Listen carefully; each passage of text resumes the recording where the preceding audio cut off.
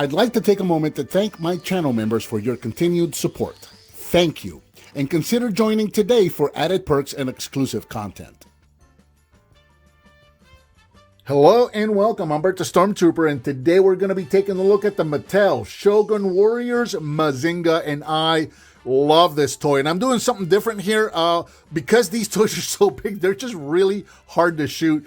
My previous video that I did on one of these guys, I did facing the camera, which I actually like doing that video in that format. I thought it looked good and it was a good way to present the toy, but it sounded kind of terrible because I'm sitting like 4 feet away from my phone, which is what I use to record videos.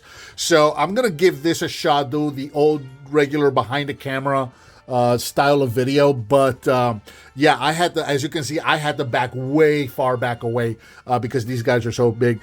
But this is kind of a follow-up to the video that I did on the Great Mazinga. I talked about this figure specifically, this character having 3 versions. Versions 1 and 2 were just called Mazinga. Version 3, which is the one I reviewed previously, was called renamed Great Mazinga. However, all 3 of them are the representation of the same character, the Great Mazinger, or as it would be pronounced in Japan, the Great Mazinga. So that's where the whole Mazinga thing comes from, and probably the reason it got renamed here in the US. But yeah, this guy was released back in 1977, and what we're seeing here is version 2. And I'm going to bring in version 3 here in a moment so that we can see a couple of the differences, but yeah, these guys are absolutely massive. They measure they measure 24 inches tall. They are 2 feet tall. These guys are enormous. Now, with this guy right here, being the second version, if you were to look at this versus the original, they're almost identical. There's very few differences, and there's really going to be visually, like right off the bat, if you were to look at one and see what the differences are, if you look at the knees, you're going to have the split knees, where these have kind of like, you notice how the knees, the little kneecaps right here are right on the mounted on the shin. With version 1, if you see where the knee is split, half of it goes to the light blue part and the other half goes to the dark blue part, you're looking at a version 1. There's a couple of more differences. I'm not going to go into all the little intricacies and details. I'm not going to bore you with that. But visually, like if you're looking at one of these, look at the knees and you'll be able to tell right away. There's also a hole on the head right here. So on this one, the Brain Condor ship is actually removable. And you'll notice that the hole in the head where this plugs into is a triangle. With the version 1, it's got a little square divot cut out of the back of this triangle here, so it kind of makes it look like an arrow. So if you see that, that's a version 1 head. And then, of course, the knees there. But yeah, other than that, let's bring in the version 3 so that you can see all the real major differences here. So I just got done restoring these guys, and if you remember, I got 3 of these guys to restore. So I took the one that was in the worst shape, and I used it to restore these 2 back to their original glory. And then I took that third one, what was left of it, and rebuilt it, and I made a custom out of that one that I'm going to do a video on that one alone here in the future. But so yeah, so here we have with the version 1 and version 2, you actually got 14 missiles, where version 3 only had the 10. You'll notice down here at the legs, you've got the clips, the missile clip holders actually hold 5 each, where this version only holds 3. So that's a big difference right there. The chest was redone. So versions 1 and 2 had the actual V chest that's a little more cartoon accurate mounted there to the chest, where with the V3, version 3, they just kind of remolded it and made it a sticker. That may have to do with one of 2 things. It may have to do with production. Easier to just mold one piece, where this is actually a separate molded piece. There's a hole on the chest that this would actually pop or plug into, where this, it might be just cheaper to produce the whole thing just molded in one piece. That might be one reason. Another reason might be that with this V chest here, the arms can go forward about that far up, and then that's going to be about it. They're not going to be able to go all the way around. So that may have had something to do with it as well. And the other major difference between the two of these, again, is the removable ship. With this version 3, this is plugged in. It's a plug. As you can see, I'm picking the whole figure up by the ship, and it's not coming out. Where this one and version 1, they had a separate ship. So this was actually a piece that, and this is the way, for those of you that are not familiar with the character or the original cartoon, the pilot would actually pilot his Condor and plug it into the head right here. So it would be like this. And then when he came down, the seat would actually turn to face forward. And that is how he would control the Great Mazinger. So those are all really the major differences. Other than that, the arms are pretty much the same. The legs are pretty much the same, unless, of course, like I said before, if you're looking at a version 1, the legs are going to be a little bit different. So he came with the Condor. He came with 14 missiles, and he also came with the same swords. So these are stored right here at the thighs, and these can be plugged into the fist, just like that. So he's got his dual, so I think these, I guess we're going to call them the Thunderbreak swords. That's what he did, Thunderbreak. That was the name of the attack. They don't look like the Thunderbreak swords, but that's what they're meant to be. So that's what we're going to call them. Of course, we've got the same missile launching gimmick right here. So you can take any of the missiles from anywhere on his body and plug these into the missile launcher. And again, I'm still just so super surprised that after nearly 50 years, these guys still shoot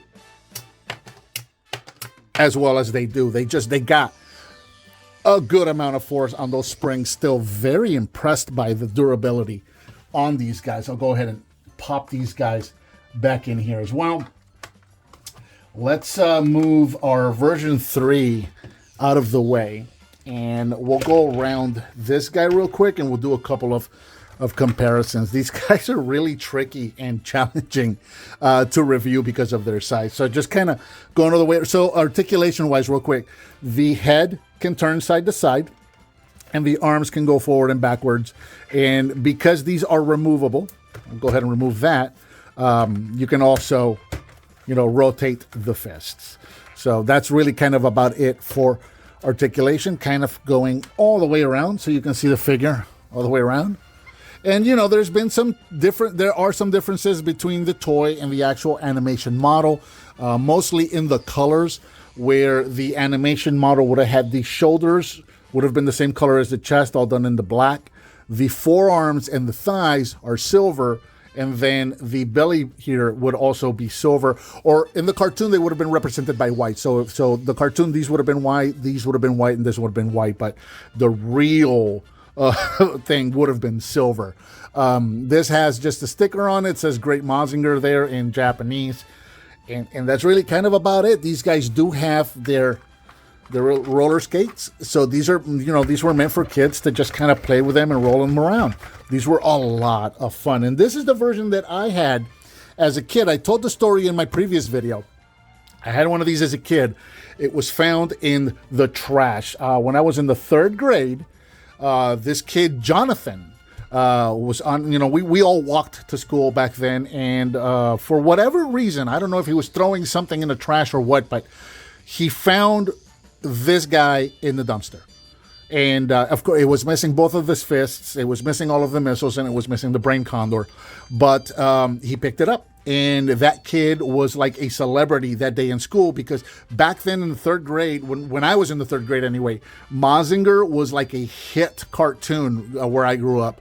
That was the cartoon that we ran home to watch every day after school. I'm talking about the days before Transformers, before G.I. Joe, before Mask, before all of that. We were running home to watch Mazinger and Great Mazinger on TV. So this guy was super, super popular when I was in the 3rd grade. So if this kid find this figure, 2-foot tall Mazinger in the trash, he was a celebrity all day long. At the end of the day, for whatever reason, I don't even remember the conversation we were having, but we were having a conversation before we all took off walking home. And I remember he was holding it by the legs like this, looking right at me. And then he just offered it to me and just gave it to me, just like that. So, yeah. So that's how I came to have one of these as a kid. I never had the fists, I never had the missiles, and I never had the Condor. But I had the big robot, and I was so super happy with it. Another quick comparison, here he is with another Shogun Warrior. This is another one that I've recently restored and recompleted. This is the Great Raideen. So you can see what these guys look like together. And for those of you that are more accustomed to my channel, just to get a little better perspective on the size differences here, here he is standing next to a G1 Scorponok, so you can see how he just dwarfs it. And then here he is with G1 Optimus Prime. Absolutely dwarfs this. I have been having such a blast. I've been, like I said, if you haven't seen my previous video, recently at a toy show, I happened upon these at the bottom of a table, under a table in a bin, and these were all junkers. And I just bought them all. I bought every single one of them, and I've been slowly working them up and restoring them, cleaning them, getting new stickers and, you know, replacement parts for them and whatnot. And these have been a lot of fun to restore, and especially for this guy. For the Mazinger, for me, is like the ultimate robot, and I'm just so happy to have him on my shelf and to have 3 of them now. I got a version 2, I got a version 3, and then I've got my custom, which I'm going to show in a future video. And I think that about does it for the Mattel Shogun Warriors Mazinga, or as he is actually called, the Great Mazinger. What did you think of this figure? Let me know down in the comments. Give me some thumbs up, subscribe, and hit that bell icon so you're notified when I upload a new video. I've got a donate button, and I also offer channel memberships. If you're so inclined to do either one of those, I would greatly appreciate it. Please share with your friends if you like what you see, and I'll talk to you next time.